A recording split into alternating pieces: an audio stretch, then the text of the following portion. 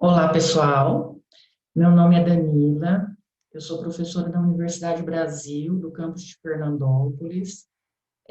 Sou docente da graduação dos cursos da área da saúde da instituição e também docente do programa de mestrado em ciências ambientais da mesma instituição. Eu sou médica veterinária de formação, com mestrado e doutorado em medicina veterinária preventiva.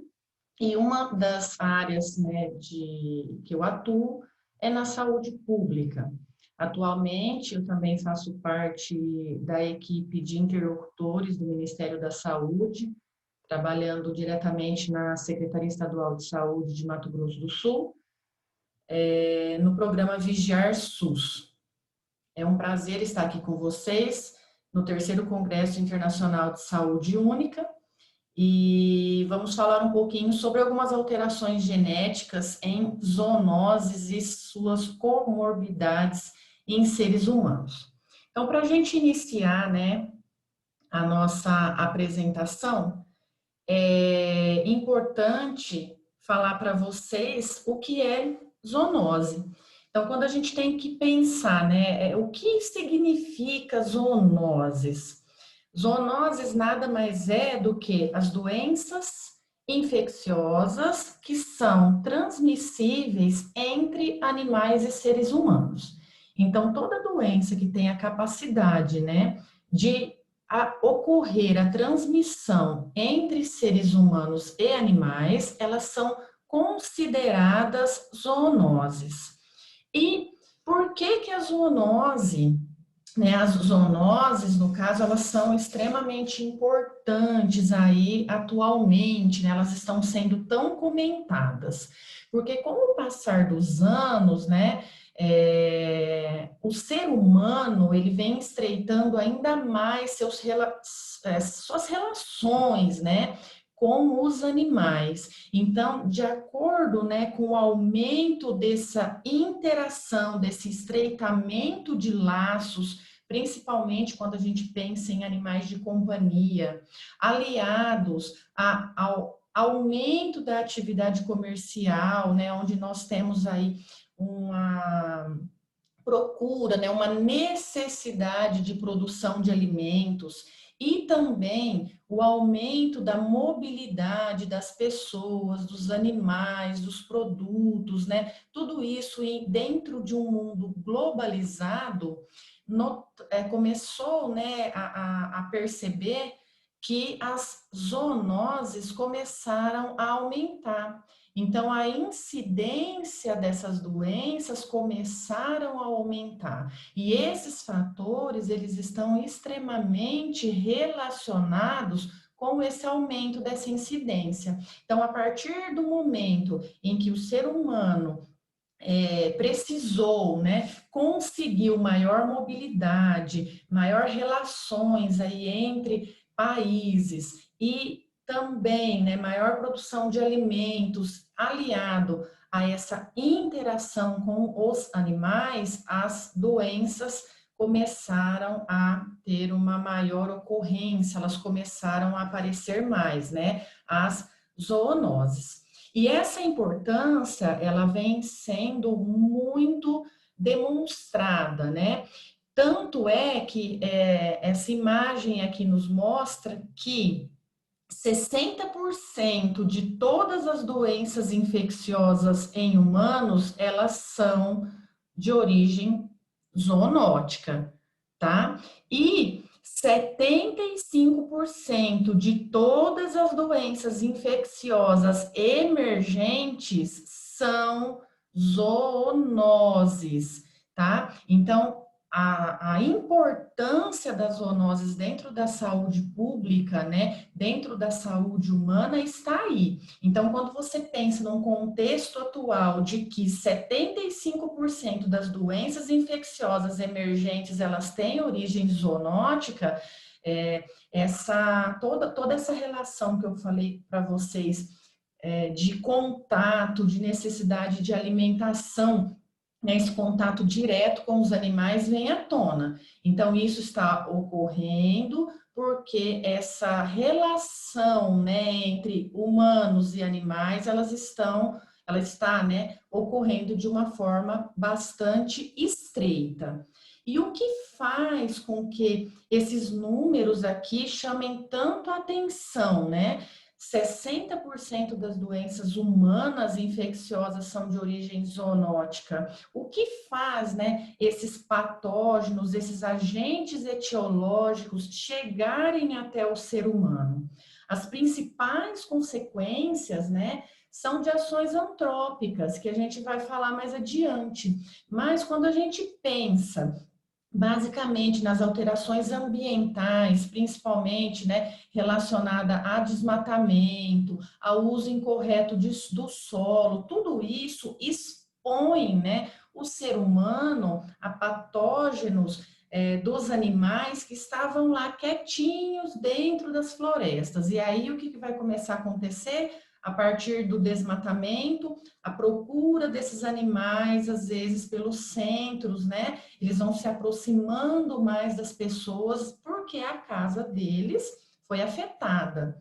Outro detalhe bastante importante que vem mostrando muito impacto com relação à questão, né, da ocorrência das zoonoses é o comércio ilegal ou irregular de animais silvestres. Então, pessoal, os animais silvestres, eles são um berço muito grande de patógenos, muitas vezes desconhecidos, né?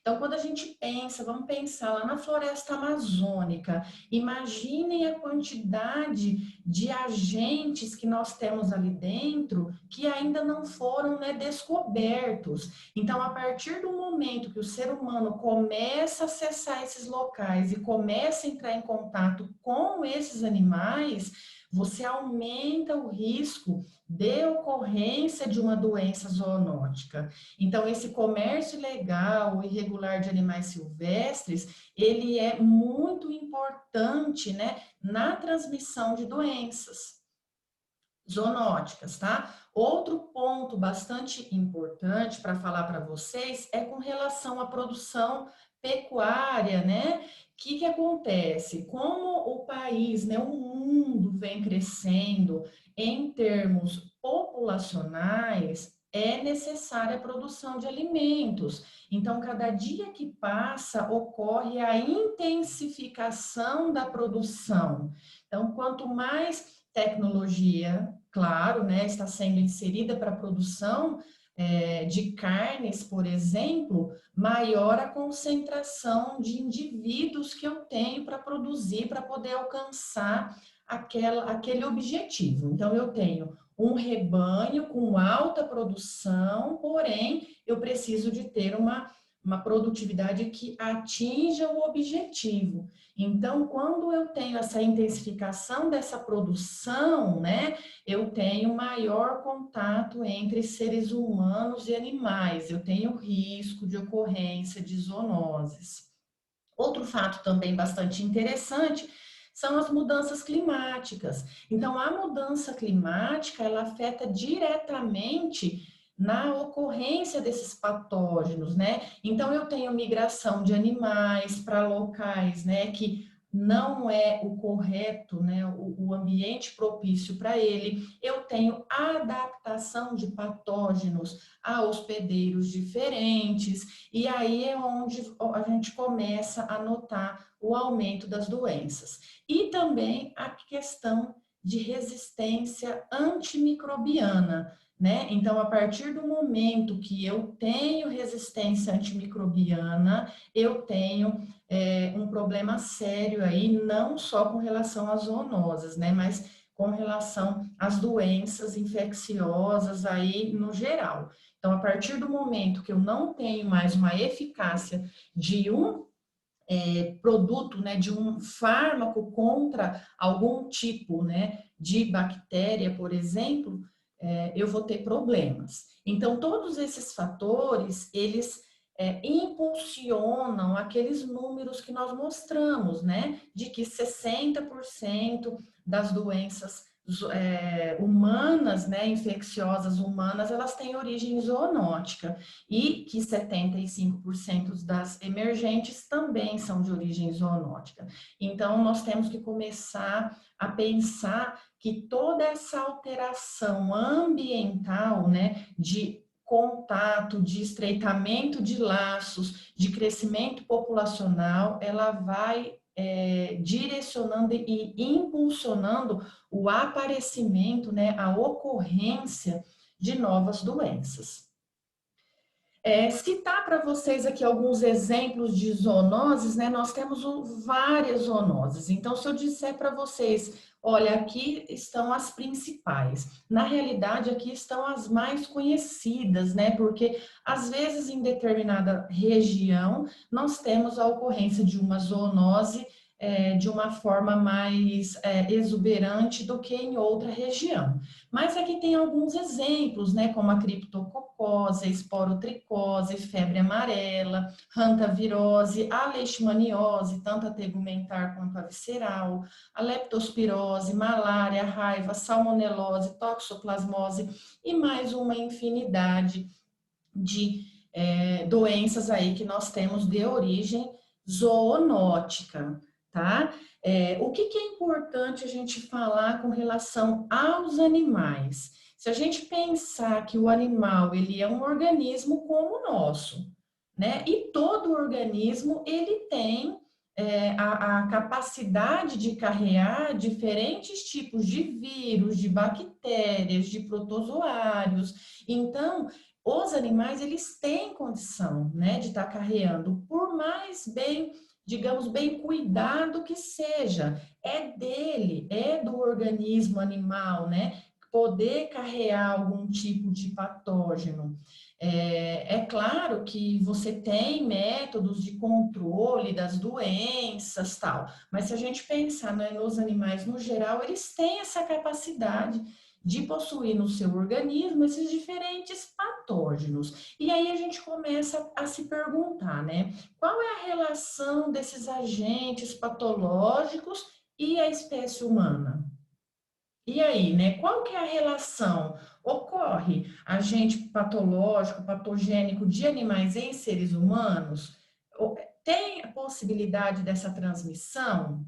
A gente já disse que tem, né? São as chamadas zoonoses. Por que ocorre a transmissão? Por que tem a transmissão de um agente que está lá, por exemplo, no cachorro para o ser humano? Por que tem, né, o surgimento de novas zoonoses? Por que algumas delas, né, alguns patógenos conseguem se adaptar a novas espécies? Por que eu tenho patógenos que são, por exemplo, exclusivos, né, de um animal silvestre e que ele consegue se adaptar ao organismo humano, provocando as zoonoses? Então, isso são perguntas, né, que nos fazem começar a pensar com relação à questão mesmo da ocorrência das doenças. Então, tudo isso está relacionado com as mutações gênicas, né? Um dos fatores. E por que seria, né? O que seria essas mutações gênicas? Por que elas ocorrem? Porque o DNA que compõe esses micro-organismos é uma molécula que consegue ser reparada e não substituída. Então, quando um material genético, né, de um vírus, por exemplo, ele sofre um dano que não é letal para aquele vírus, ele não vai ser jogado fora e ser construído um novo material genético. Ele vai ser reparado. E aí é que está o problema, né, o detalhe. Esses micro-organismos, né, eles têm a capacidade de identificar o erro no seu material genético e de corrigir eles. Porém, eu tenho algumas alterações que elas não são reparadas.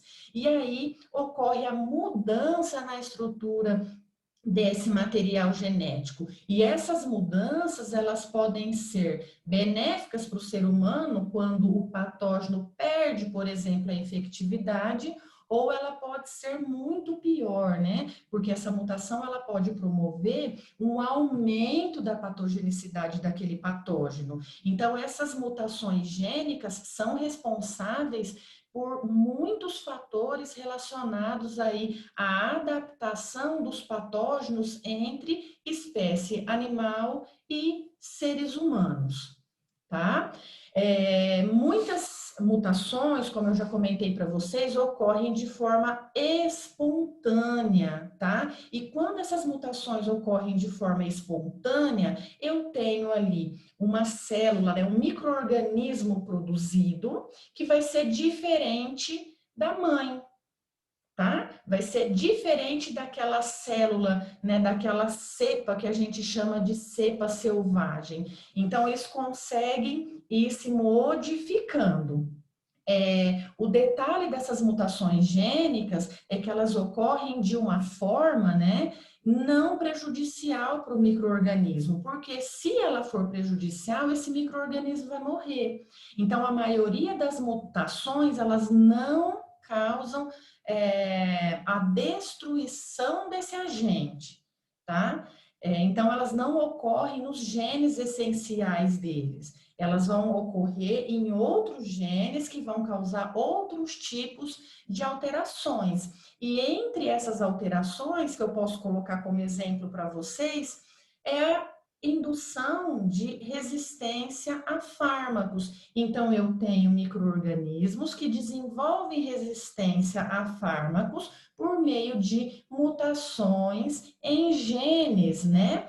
Que quando ocorre essa mutação, todas aquelas células, né, aqueles micro-organismos que estão se multiplicando, que estão se reproduzindo, já estão se reproduzindo com material genético modificado e adaptado para resistência a fármacos. Ou também pode alterar a antigenicidade, a patogenicidade. Então, é aquilo que eu já disse a vocês. Quando eu tenho uma mutação gênica ocorrendo em um micro-organismo, no qual ele vai ocorrer um aumento da patogenicidade, nós temos problema. Então, um exemplo que nós temos hoje é o coronavírus, né? O SARS-CoV-2, que está aí na pandemia, que vocês já com certeza ouviram falar de um monte de coisa a respeito. Então, por que que ocorre, né?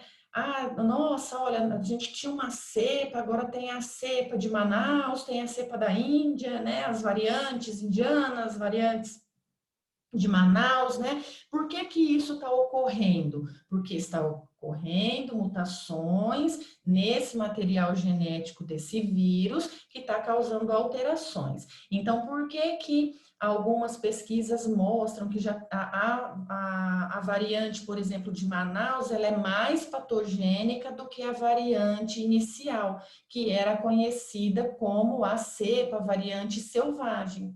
Então, a partir desse momento que você tem essas mutações e que você tem um aumento da patogenicidade, nós temos problemas de aumento das comorbidades que vão ocorrer nos seres humanos. Então, às vezes, aquela zoonose, né?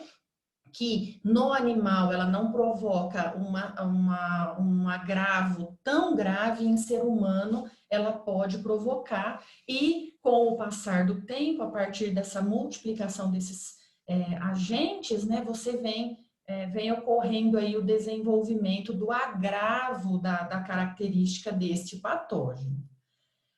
Alguns exemplos de mutações que eu trouxe para vocês aqui são vários que nós temos, mas nós temos as mutações chamadas de mutações letais, quando ocorrem nos genes essenciais do patógeno. Então, houve mutação no gene essencial, o patógeno é destruído. A mutação de deleção, né? Quando esse micro-organismo perde parte do genoma e da função daquele genoma, então ele está perdendo. Por exemplo, eu tenho um patógeno que tem uma função de adesão a um tipo de célula, então ele pode perder aquela parte do genoma dele que promove essa adesão, e aí ele não vai conseguir aderir mais, tá?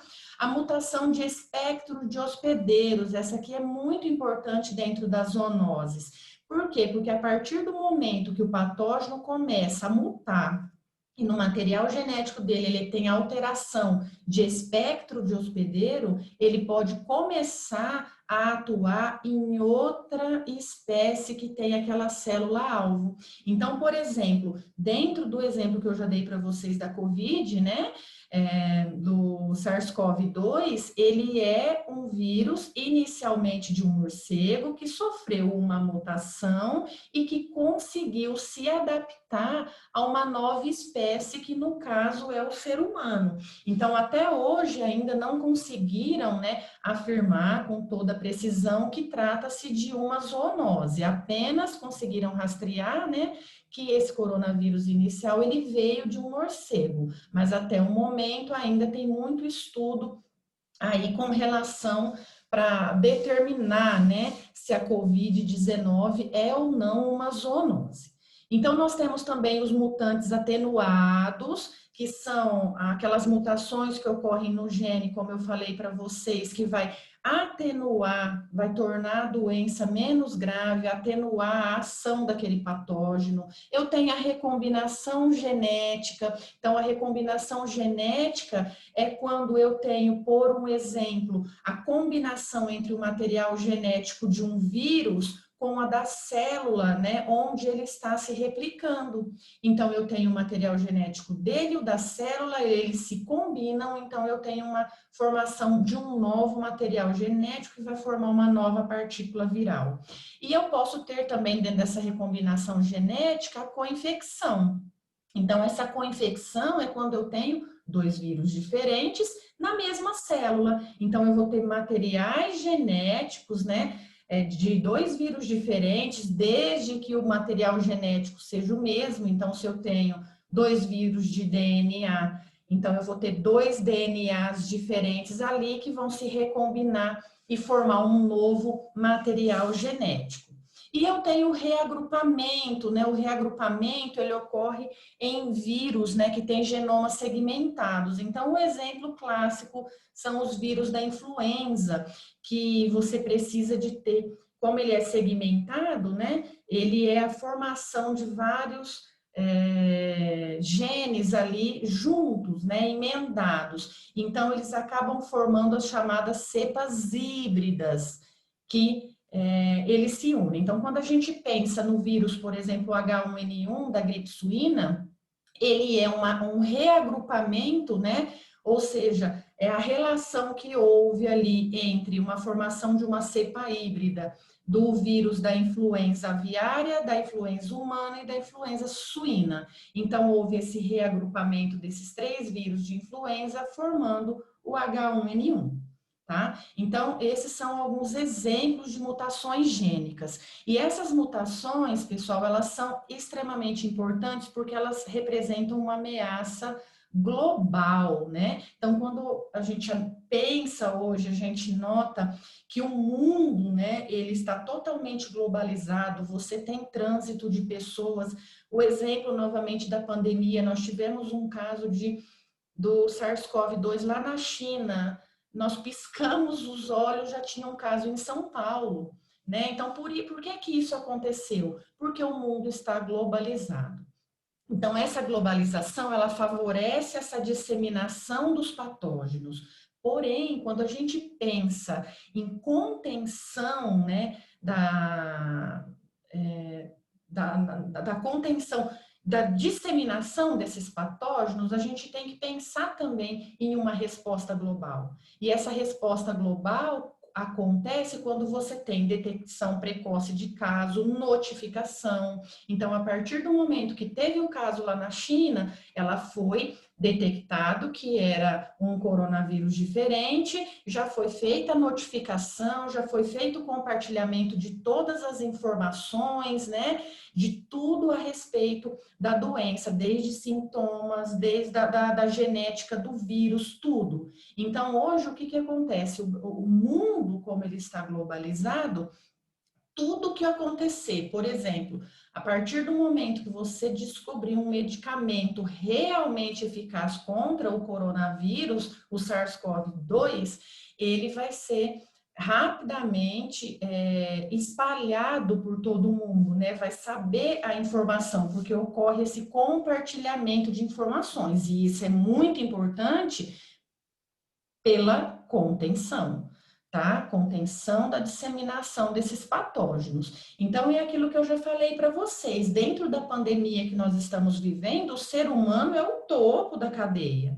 Então, assim, nós somos indestrutíveis e hoje nós somos ameaçados por um vírus chamado SARS-CoV-2, que ainda gera uma infinidade de questionamentos.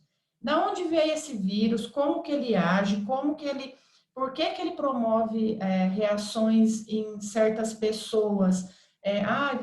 Antes, né, mais com comorbidades, hoje já está atingindo, levando a óbitos pessoas sem comorbidades, pessoas jovens, né? Existe uma relação desse agente com zoonose, com mutação? O que está acontecendo? Como que surgiu essa nova espécie de coronavírus? Como que ele foi chegar até o ser humano? Né? Então, tudo isso são perguntas, são questionamentos que estão acontecendo atualmente devido a um patógeno que se adaptou devido a uma mutação genética a uma espécie, né, que não é a dele, que é o ser humano, ele se adaptou muito bem e que o mundo parou para tentar controlar, tá? Então, pessoal, as mutações, elas são extremamente importantes, né? Isso daí pode causar risco aí para todo mundo, como vocês estão vendo aí na atualidade. O micro-organismo, qualquer um deles, pessoal, ele tem a capacidade de se reproduzir quando eles estão sujeitos à pressão ambiental. Então, quando o micro-organismo ele sofre uma pressão, o que ele vai fazer para se defender? Ele vai se reproduzir, tá? E qual que é o detalhe? Quanto mais ele se reproduz, mais a chance de ocorrência de mutações genéticas. Por quê? Porque a mutação genética ela ocorre quando está ocorrendo ali a replicação do material genético daquele patógeno. Então, por exemplo, por que que hoje na Covid-19 nós temos, né, aí o aparecimento dessas variantes? Porque nós temos muitos indivíduos suscetíveis e nós temos uma circulação viral enorme. Então, nós temos muito vírus se multiplicando. E quanto mais vírus multiplicando, mais patógeno multiplicando, mais chance de ocorrência de mutações gênicas, tá? Para vocês terem ideia, no último século emergiram ou reemergiram essas zoonoses aqui. Então, a ebola, febre amarela, tuberculose, o sarampo, HIV, a SARS e as gripes, como as influenzas humana, aviária e suína. Então, foram zoonoses que reemergiram ou que emergiram nesse século. Por que que isso aconteceu? Pelo contato das espécies, ser humano, animal, pela proximidade, por alterações ambientais, por pressão nesses patógenos que foram se reproduzir, né, para poder manter a espécie e automaticamente, por mutações, conseguiram se adaptar, tá? Então, por exemplo, aqui que eu trouxe para vocês, né, que veio ocorrendo aí nos últimos anos, né, o primeiro boom que nós tivemos mais recente foi o primeiro coronavírus, né, que foi o SARS-CoV, que causou a síndrome respiratória aguda, grave, ou a SARS, né, na China, isso lá em 2002, tá? Foram 8.400 casos em vários países, com 800 óbitos, tá? 3% de letalidade. De onde estava esse coronavírus? Em um morcego. Então, o que aconteceu com esse coronavírus? Ele, com uma mutação, conseguiu se adaptar aos seres humanos e provocou essa quantidade de casos e quantidade de óbitos. O último caso de SARS foi em 2003, então de 2004 adiante ela foi considerada, né, uma doença erradicada, porém a vigilância continua ativa porque, né, não se sabe, mas existe o vírus, então ele pode voltar. Outro exemplo, né, que ocorreu em 2009 foi a pandemia de H1N1, que na realidade é a influenza H1N1 PDN09. Foi uma pandemia também de gripe suína que afetou mais de 70 países. Durou aí cerca de um ano como pandemia e a partir de 2010 ela já entrou na fase pós-pandêmica, né? Ou seja, a ocorrência da doença ela tornou-se sazonal, ou seja, ela ocorre junto aí com as gripes, tá? O H1N1, como eu já falei para vocês, ele é proveniente de um reagrupamento, né? Uma mutação por reagrupamento, onde houve a combinação do vírus da influenza suína, aviária e humana. Outro exemplo também que ocorreu em 2012 na Arábia Saudita foi a Síndrome Respiratória do Oriente Médio, ou a MERS, né? MERS-CoV, também é um coronavírus. Esse daqui, ele é proveniente de camelos e dromedários. Qual que é o detalhe dessa doença aqui? É a letalidade, ó, pode chegar aí em torno de 35%, então é extremamente alta a letalidade. Ela não é tão rápida disseminação como a gente vê no SARS-CoV-2, né? Ainda bem. Então, ela está restrita lá no Oriente Médio, mas já foi encontrada em outros continentes também, como na Europa e na América do Norte. E até dezembro de 2020, ó, foram relatados 2.500, um pouquinho mais de 2.500 casos, tá? Com 882 mortes, com aí a taxa de letalidade quase de 35%. A maioria desses casos ainda é na Arábia Saudita, tá, pessoal? Para vocês terem ideia desses 2.566, 2.167 casos foi na Arábia Saudita, com 804 óbitos, e lá a taxa de letalidade é maior ainda, chegando aos 37%. Aqui foi a evolução, né, da distribuição dos casos de MERS de 2012 até 2020. O verdinho aqui é a Arábia Saudita, então ela ainda é responsável pela maioria dos casos, e no ano de 2020 aqui foram notificados 40 casos e 20 óbitos, tá? Então, é uma doença extremamente importante, né? Uma zoonose extremamente importante. As influenzas também, a influenza A, né, que é a gripe aviária, H5N1, H5N8, H7N9, H9N2, que é a gripe aviária. Atualmente, bem recente agora, né, a China já declarou o primeiro caso de H10N3 em seres humanos.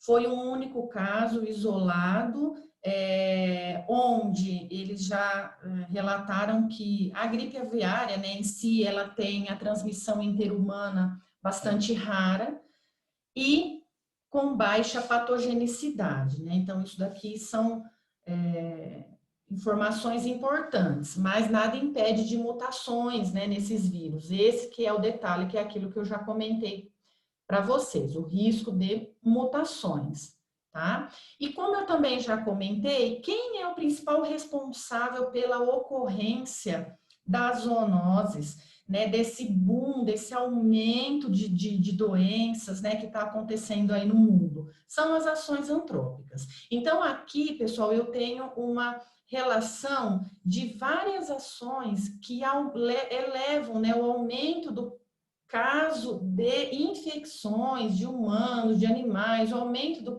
de casos de zoonose.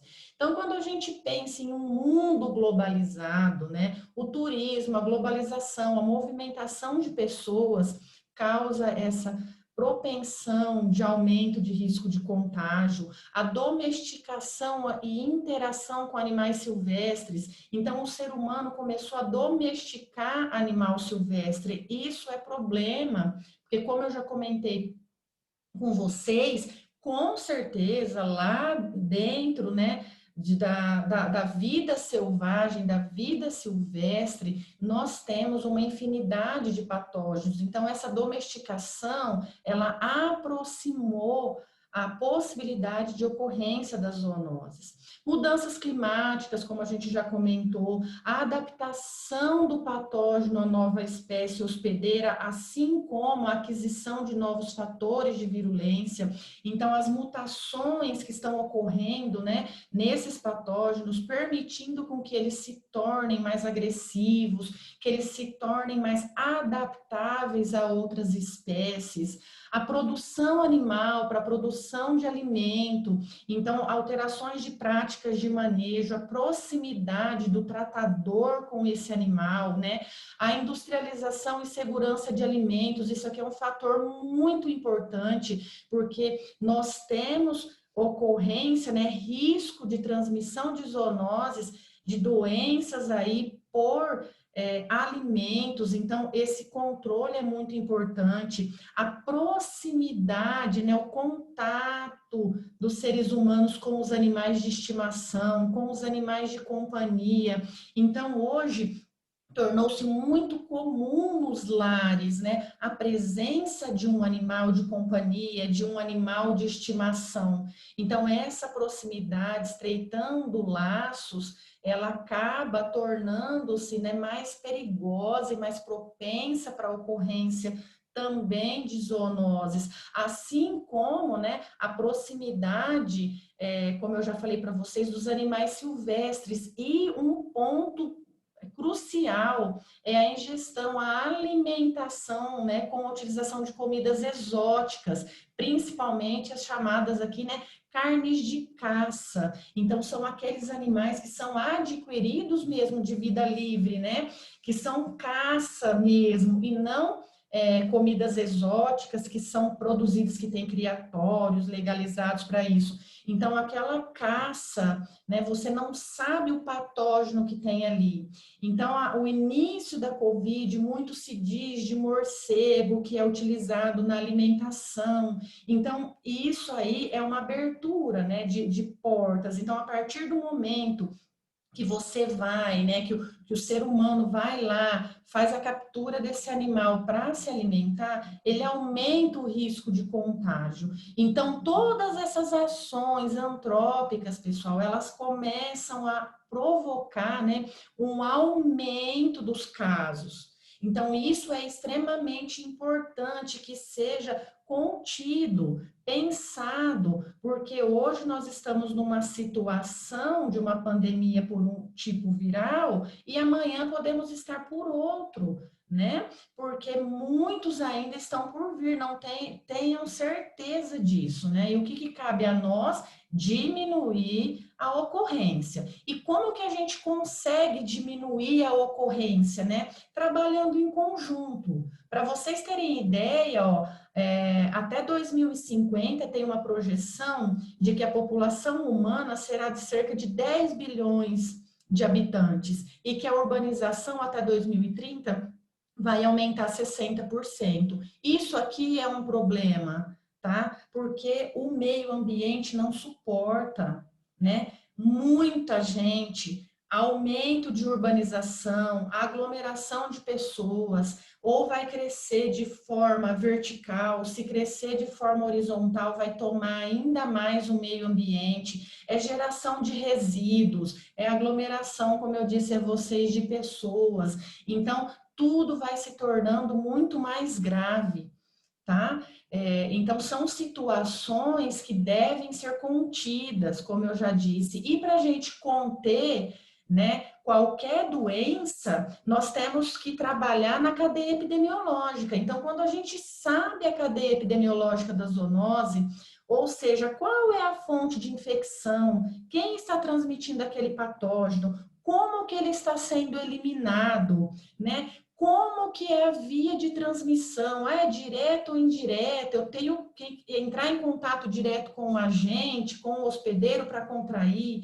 Como que eu vou contrair? Qual é a porta de entrada desse patógeno? Quais são os hospedeiros susceptíveis? Ou seja, quando a gente conhecer toda a cadeia epidemiológica da doença, da zoonose, a gente consegue trabalhar no controle e prevenção. Então, quando é dito, né, que o coronavírus, que o SARS-CoV-2, você tem como porta de entrada o trato respiratório e como a via de eliminação, por exemplo, as gotículas ali, né, perdigotos que você tem no teu sistema respiratório, justifica-se o quê? As medidas de uso de EPI, por exemplo, da máscara. Se eu não tenho a COVID, eu vou evitar que ele entre. Se eu tenho, eu evito de estar eliminando. Então, pessoal, toda medida de controle e prevenção, ela deve ser feita com base na cadeia epidemiológica da doença. E para que isso seja extremamente eficaz, a gente precisa conhecer, vigiar e cooperar. Então, a partir do momento que todos nós da saúde nos unirmos, médicos veterinários, enfermeiros, farmacêuticos, ou seja, todos da área da saúde, nos unirmos, trabalharmos em cooperação, em vigilância das doenças, nós vamos conseguir controlar e prevenir as zoonoses. A partir do momento que você controla, que você previne a doença, você começa a diminuir a taxa de patógenos que você tem circulando, você vai diminuir a multiplicação deles e, consequentemente, o risco, né, de mutações genéticas. Tá? E para a gente trabalhar, né, com conhecimento, vigilância e cooperação, como eu falei para vocês, nada como trabalhar no eixo aí de saúde única, que é nada mais do que a união indissociável entre a saúde ambiental, animal e saúde humana. Então, todos nós temos que entender que quando a saúde ambiental não vai bem, a animal e a humana também não. E assim sucessivamente, né? Então, todos trabalhando em um único elo, né? Quando a gente fala em zoonoses, é extremamente importante a união entre o médico, né, entre as áreas da saúde, eu digo a medicina, mas todas as outras, com o médico veterinário, né? Porque nós entendemos, os médicos veterinários entendem da saúde animal também. Então, quando você tem esse trabalho, essa cooperação e esse trabalho de vigilância, tudo se torna muito melhor, tá? As ações são bem mais efetivas. Bom, pessoal, eu agradeço a atenção de vocês. Agradeço mais uma vez ao convite, né, pela comissão organizadora do 3º Congresso Internacional de Saúde Única. Esse aqui é o meu contato, coloco à disposição, podem me enviar e-mail para dúvida, para troca de experiências, e agradeço a atenção de todos vocês e desejo aí um bom evento. Um abraço a todos.